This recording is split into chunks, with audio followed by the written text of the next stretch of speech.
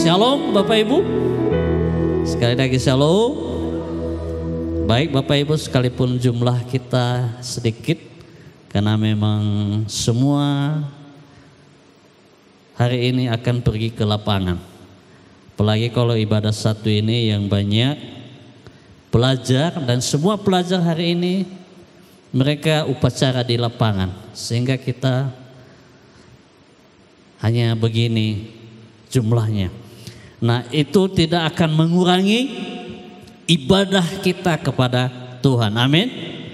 Hari ini kita akan belajar tentang, karena ini hari ini bertepatan sekali tanggal 17 Agustus, di mana kita memperingati hari ulang tahun kemerdekaan Republik Indonesia yang ke-80 tahun.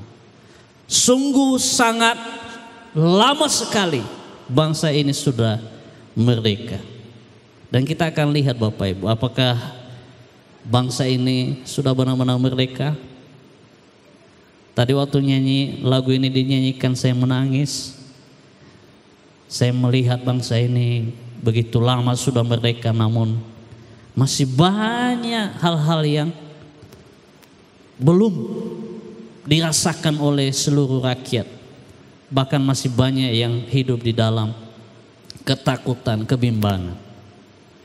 Kalau kita bandingkan dengan negara-negara lain,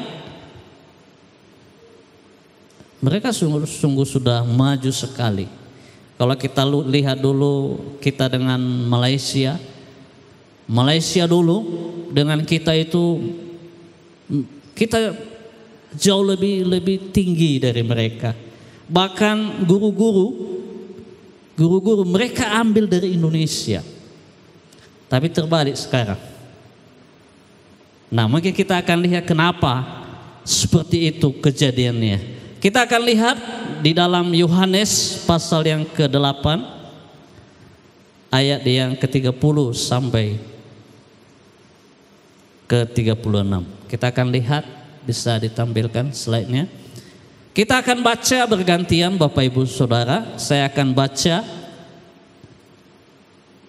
ayat yang genap, Bapak Ibu Saudara baca ayat yang ganjil. Kebenaran yang memerdekakan. Setelah Yesus mengatakan semuanya itu, banyak orang percaya kepadanya. 31. Oh, belum dibuka Alkitabnya.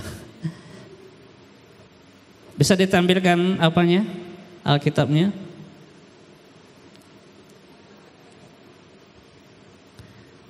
Baik, saya bacakan. Setelah Yesus mengatakan semuanya itu, banyak orang percaya kepadanya.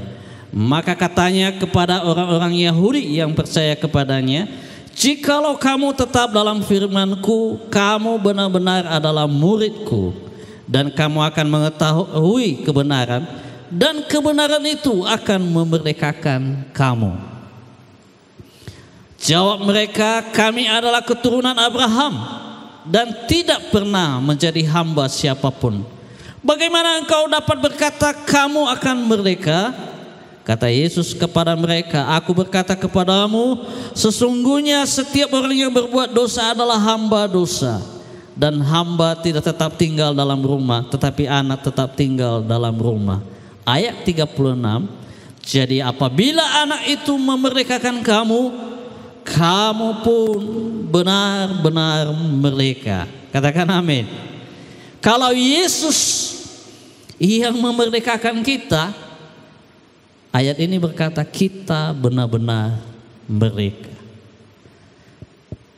Tahun ini saya melihat tema hari ulang tahun kemerdekaan Republik Indonesia, yaitu mereka mengangkat tema bersatu, berdaulat, rakyat sejahtera, dan Indonesia maju. Ini tema yang luar biasa, bersatu. Di mana-mana sekarang banyak gejolak yang terjadi, rusuh di mana-mana. Mungkin itu kerinduan pemerintah bagaimana supaya semua elemen bangsa bisa bersatu. Lalu berdaulat. Berdaulat itu memiliki sebuah legalitas, kedaulatan, supaya jangan ada lagi yang mau memisahkan diri lagi dengan bangsa kita ini. Ada daerah-daerah tertentu ingin, karena mungkin mereka kecewa dengan pemerintah dan ingin memisahkan diri dari negara Republik Indonesia. Nah, tema ini diangkat supaya semuanya kita bersatu. Lalu rakyat sejahtera, lalu Indonesia maju. Rakyat sejahtera tentu, kalau rakyat sejahtera berarti rata-rata semua per kapita akan memiliki penghasilan yang baik. Tidak ada yang susah, tidak ada yang sulit menyekolahkan anaknya. Itu kerinduan daripada negara ini. Bagaimana supaya kita benar-benar merdeka dan mengalami kemerdekaan itu di dalam kehidupan kita sehari-hari. Merdeka itu berarti bebas dari segala bentuk penindasan, penjajahan, dan ketergantungan pada pihak lain. Itu merdeka. Kita bebas. Tidak ada lagi yang menindas kita. Tidak ada lagi yang menjajah kita. Kita tidak tergantung dengan orang lain, dengan bangsa lain. Karena kita udah merdeka. Lalu secara lebih luas, merdeka juga berarti kebebasan untuk menentukan nasib sendiri, berekspresi, dan bertindak secara bertanggung jawab. Nah, sebenarnya kemerdekaan yang diharapkan itu adalah kemerdekaan, kebebasan untuk bertindak hal-hal yang baik. Katakan amin. Kita bebas berbuat baik. Nah, banyak orang tidak bebas berbuat baik. Kenapa? Ada yang menghalangi. Namun, kalau kita lihat kemerdekaan di dalam Tuhan itu, di dalam konteks agama, maka kemerdekaan itu adalah kemerdekaan sejati. Apa kemerdekaan sejati? Adalah bebas dari hawa nafsu dan segala bentuk perbudakan selain kepada Allah. Itu ketika Yesus sudah membebaskan kita, sudah memerdekakan kita, seperti pada ayat 36 tadi, maka hal inilah yang harus kita kerjakan di dalam hidup kita. Kita harus bebas dari hawa nafsu. Galatia 5 ayat 19 berkata, perbuatan daging telah nyata. Bapak Ibu bisa lihat nanti. Kita harus bebas di situ. Itu tujuan kita ketika kita sudah diselamatkan, pindah dari kegelapan ke terang yang ajaib, maka kita bebas dari ikatan-ikatan kedagingan kita. Bebas dari hawa nafsu dan segala bentuk perbudakan selain kepada Allah. Ada begitu banyak orang yang masih terikat dengan banyak hal, dengan perdukunan, sakit sedikit, lalu pergi ke orang pintar, pergi ke dukun. Tidak merdeka, masih diikat oleh paradigma yang lama, kepercayaan-kepercayaan orang dulu. Kalau demam sedikit anaknya, lalu dikatakan notisaf. Ada lagi kuda biram di sini, di ketiaknya ini, lalu berprasangka buruk, noira ubehu. Kalau di desa-desa begitu, entah tadi anaknya udah jatuh, makanya biram lalu demam lah. Kalau anak-anak sudah ada yang memar di tubuhnya, sudah jelas dia pasti akan demam, dia pasti akan sakit. Lalu kita kadang-kadang karena pemahaman kita yang masih pemahaman yang dulu-dulu, kita masih belum bebas dari cara berpikir yang lama. Padahal dunia udah semakin canggih, medis sudah semakin bagus, tapi kita masih pakai cara lama untuk berobat. Ada kemarin orang kampung kami pergi berobat ke rumah sakit, tapi udah parah Bapak Ibu. Asam lambungnya udah parah. Lalu saya bilang, kenapa baru ke rumah sakit? Itulah, selama ini kami cari obat-obat kampung. Entah apa obat-obat kampung, entah sehat atau tidak. Sudah parah, baru ke rumah sakit. Nah, kita orang yang sudah berpendidikan, yang sudah punya pengetahuan, jangan lagi kita bodoh. Jangan lagi kita kembali kepada yang dulu-dulu. Itulah kemerdekaan sejati yang Yesus harapkan. Ketika kita sudah memilih Yesus di dalam hidup kita, kita percayai itu. Makanya ada lagu sekali Yesus, selamanya Yesus. Artinya betul-betul kita imani bahwa Yesuslah yang menjamin hidup kita. Katakan amin. Ada masalah? Ya pasti ada masalah. Ada penderitaan? Ya mungkin saja ada penderitaan. Tapi ingat Bapak Ibu, kemerdekaan itu yang Tuhan sudah beri bagi kita. Jangan lagi kita gunakan dengan hal-hal yang tidak baik. Nah, kita lanjut. Bagaimana kita memiliki kemerdekaan yang sejati? Nah, kita bisa lihat di ayat yang ke-36 tadi. Jadi apabila anak itu memerdekakan kamu, kamu pun benar-benar merdeka. Artinya kemerdekaan itu tidak diperoleh dari mana-mana, dari siapapun, hanya di dalam Yesus. Lalu di Galatia 5 ayat 1 berkata, supaya kita sungguh-sungguh merdeka, Kristus telah memerdekakan kita. Artinya kemerdekaan yang kita peroleh hanya di dalam Yesus. Jangan ada yang menipu kita Bapak Ibu, bahwa kesini kita, nanti kalau ke agama ini kita akan masuk surga. Kalau banyak berbuat baik kita, maka kita akan masuk surga. Ingat Bapak Ibu, kemerdekaan yang sejati itu kita hanya peroleh di dalam Yesus. Amin. Di dalam Kisah Para Rasul 4 ayat 12 berkata, dan keselamatan tidak ada di dalam siapapun juga selain di dalam Dia, sebab di bawah kolong langit ini tidak ada nama lain yang diberikan kepada manusia yang olehnya kita dapat diselamatkan. Tidak ada Bapak Ibu. Makanya ketika kita sudah percaya Yesus, jangan lagi kita menjual iman kita itu. Amin. Jangan hanya gara-gara jabatan. Jangan hanya gara-gara kalau laki-laki gara-gara perempuan. Begitu juga dengan perempuan gara-gara laki-laki. Lalu enak saja kita pindah.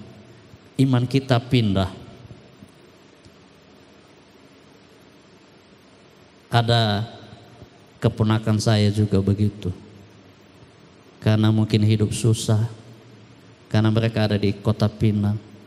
Saya sebenarnya malu juga. Dan sebelumnya saya sudah ingatkan,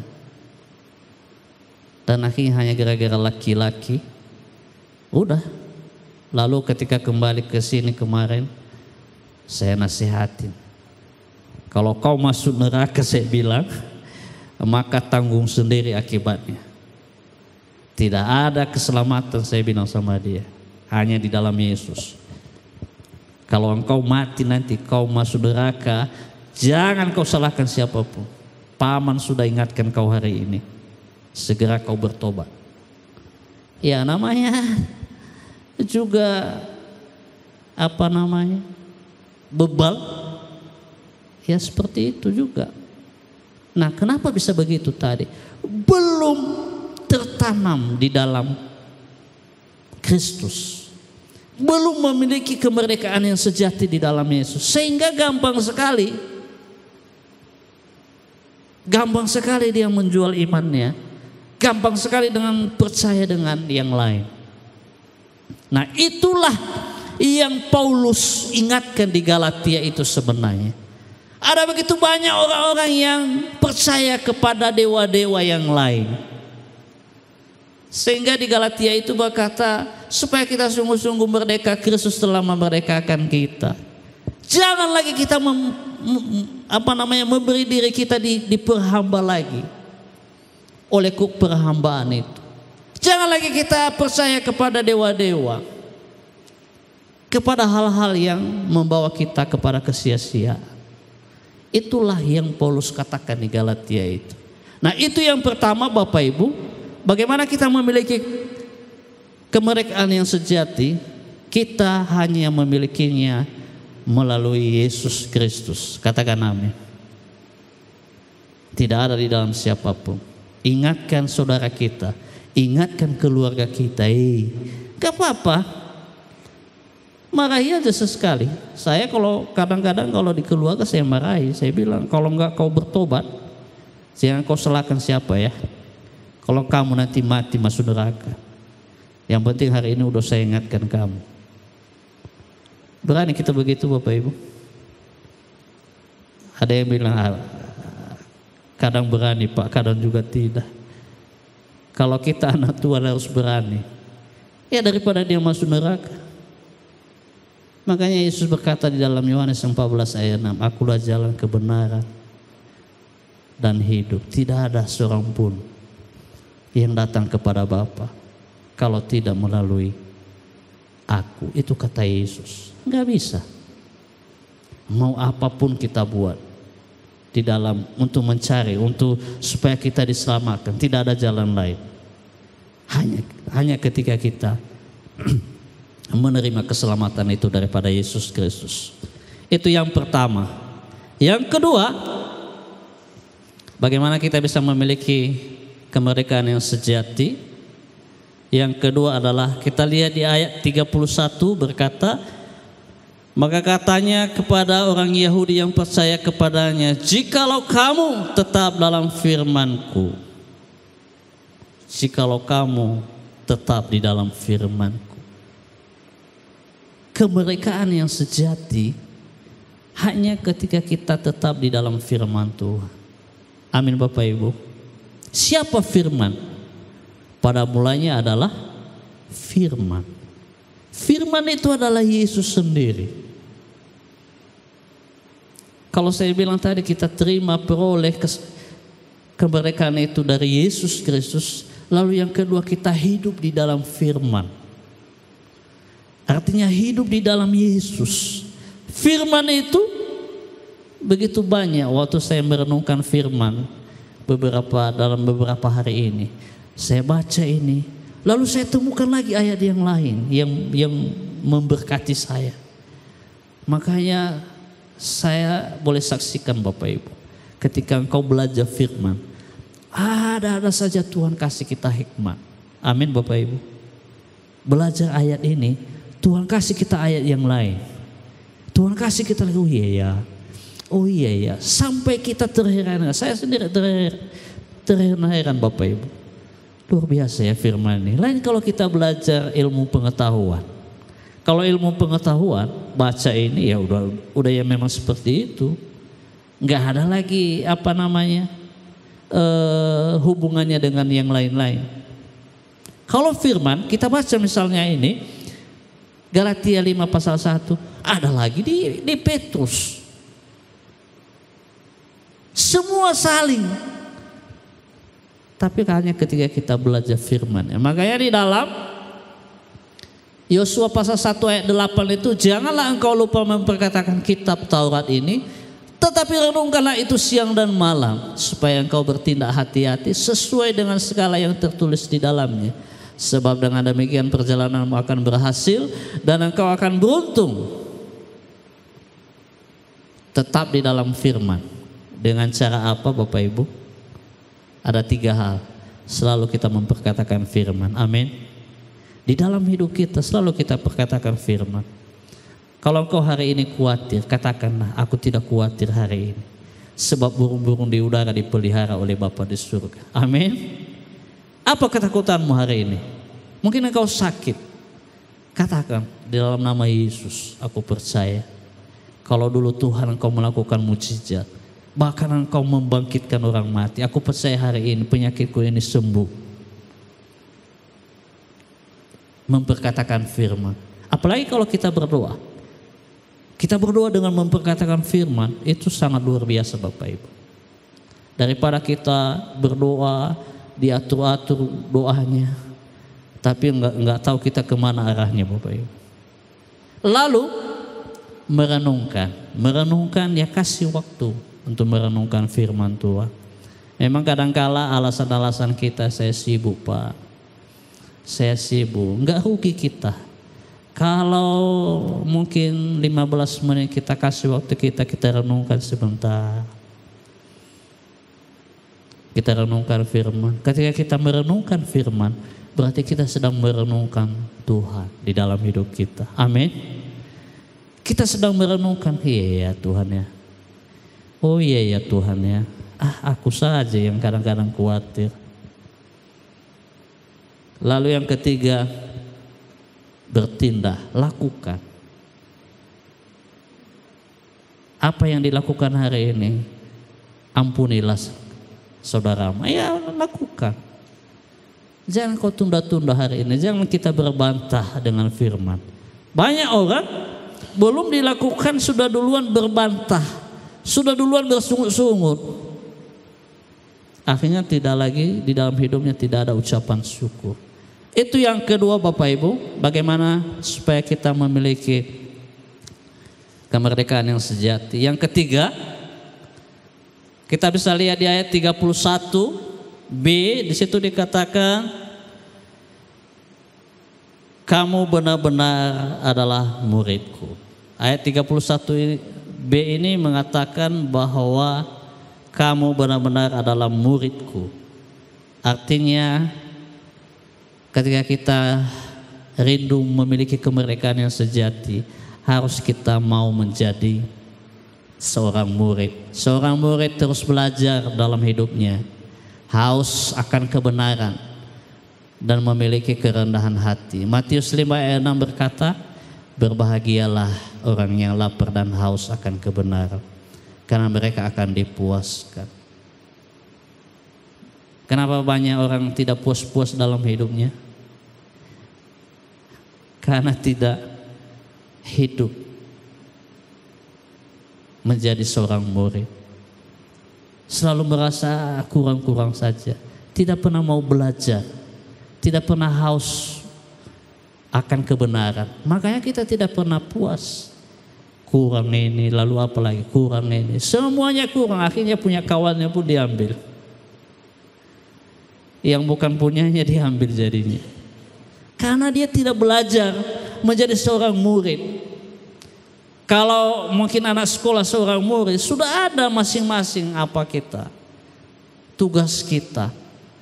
Kalau misalnya guru memberikan tugas, tidak mungkin tiba-tiba kita katakan, nih, sini tugasmu biasa ya, punya saya. Enggak mungkin. Masing-masing kita punya tugas sendiri. Sehingga dengan kita belajar untuk belajar akan kebenaran, maka firman di dalam Matius 5 ayat 6 ini berkata, berbahagialah orang yang lapar dan haus akan kebenaran, karena mereka akan dipuaskan. Kalau engkau mau dipuaskan oleh Tuhan setiap hari, maka milikilah hati yang haus dan lapar akan kebenaran firman. Menjadi seorang murid itu penting. Sehingga ketika kita belajar terus akan firman, karena kita memiliki hati sebagai seorang murid yang ingin belajar terus, maka di dalam Roma 10 ayat 17 berkata, jadi iman timbul dari pendengaran, dan pendengaran oleh firman Kristus. Ketika kita terus belajar, memberi diri, orang yang belajar itu adalah seorang murid Bapak Ibu. Kalau dia merasa di dalam hidupnya tidak perlu belajar firman, berarti dia bukan seorang murid, tapi apa? Seorang guru. Bagaimana? Bagaimana dengan kita ini? Kita ini murid atau guru ini semua ini? Murid ya. Karena berat jadi guru Bapak Ibu. Amin. Hanya Yesus Makanya di dalam Yohanes 13 ayat 13 itu berkata, Yesus berkata, memang benar katamu, aku adalah seorang guru dan Tuhan, dan itu tepat katamu. Maka seorang guru sebenarnya tugasnya berat, Bapak Ibu. Makanya karena tugas guru berat, nggak usah kita jadi guru lah, jadi murid saja. Amin. Kenapa kita jadi murid? Karena kita kalau kita jadi murid terus belajar, kita merendah, Bapak Ibu. Turun kita ke bawah belajar. Kadang-kadang memang kita sulit menjadi murid, Bapak Ibu. Apalagi kalau misalnya hal-hal pekerjaan kecil. Bukan tugasku itu. Kadang-kadang juga saya kadang-kadang muncul juga di dalam hatiku itu. Kemarin 2 minggu ini saya menyapu gereja ini. Kadang-kadang muncul di dalam hatiku jiwa tidak seorang murid. Saya bilang, udah pendeta saya begini masih menyapu.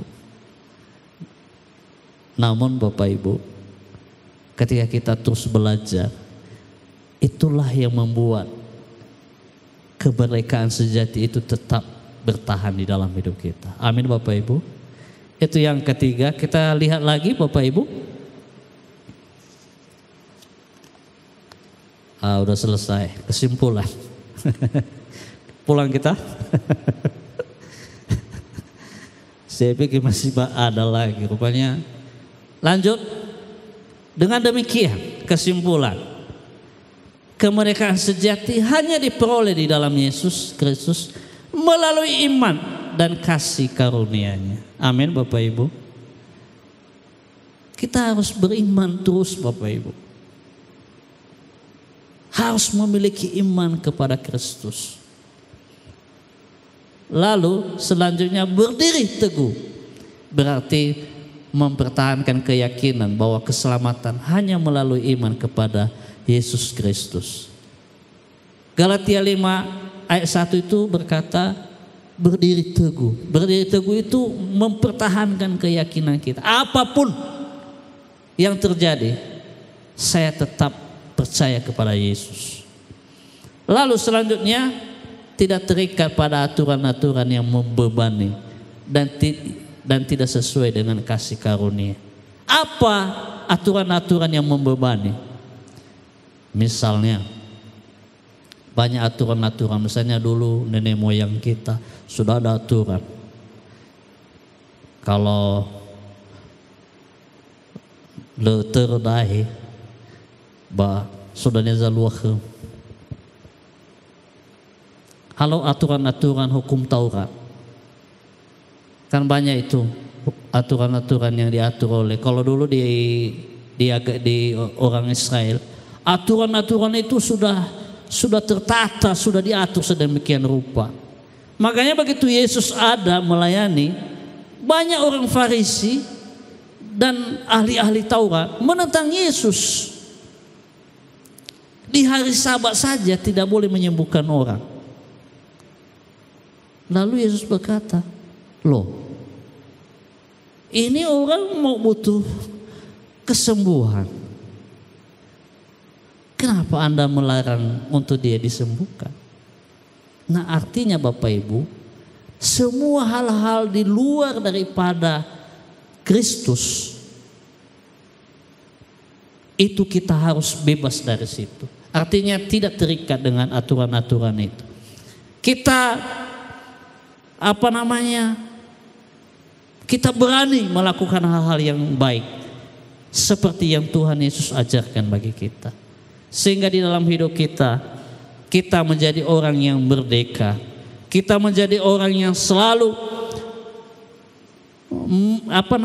melakukan setiap apa yang Tuhan sudah perintahkan bagi kita. Misalnya kasih, kita mampu mengasihi. Kita mampu bertindak dengan sesuai dengan firman Tuhan. Sehingga kalau hari ini kita memperingati kemerdekaan, mungkin kemerdekaan secara bernegara, berdaulat, ya mungkin itu tugas kita semuanya. Tapi tugas kita pribadi lepas pribadi Bapak Ibu adalah kita harus merdeka dulu di dalam kehidupan kita sehari-hari. Kita harus memiliki kemerdekaan yang sejati itu. Kalau kita tidak memiliki itu Bapak Ibu, maka akibatnya pasti ada nantinya. Pasti hidup kita, jangankan dulu nantinya ketika kita dipanggil Tuhan. Mungkin kita akan, kalau kemerdekaan itu sudah hilang, bisa saja kita nanti akan ke neraka. Tapi di dalam dunia ini pun kita tidak memiliki namanya sukacita. Kita tidak mampu bersyukur. Kenapa? Karena kita sudah keluar dari kemerdekaan. Yesus sudah memberi kemerdekaan itu bagi kita melalui pengorbanannya. Kita harus jaga itu sampai akhir hidup kita. Amin Bapak Ibu. Kita berdoa.